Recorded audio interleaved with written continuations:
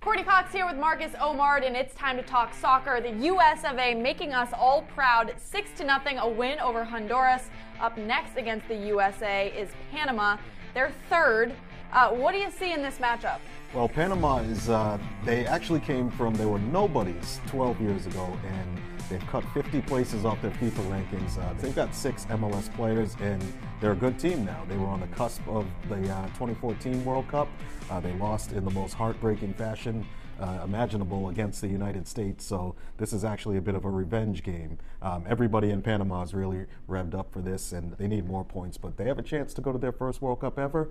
U.S. has always been there, but it should be a tight game. So a revenge game for Panama, but for the USA, like I said, they're coming off a 6-0 win. How do they follow up a win like that? Can they do it again? Well, I'm expecting more of the same, maybe not as many goals, because 6 of their 8 shots ended up in the back of the net. But I assume they're going to play well again. They were very cohesive, very compact, and it was one of the best U.S. performances I've ever seen. So I'm expecting more of the same, maybe a few lineup changes. 3 starters went down over the course of the game through injury and illness, so I'm thinking Jeff Cameron might move from right back to center back. Graham Susie will start at right back, I expect. Jermaine Jones is coming back from suspension. He'll probably move into the midfield, but I don't expect too much to change. I think they're going to play very well again, and we're hoping 3 more points.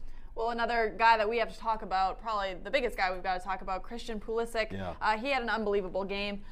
Where do you rank him when you look at current USA best players and best players of all time? Yeah, well, that's all the chatter this weekend is about how good this kid actually is. He's 18 years old. He's doing fantastic, great right now. He's playing for Borussia Dortmund in the Champions League quarterfinals now. That's unheard of territory for an American player.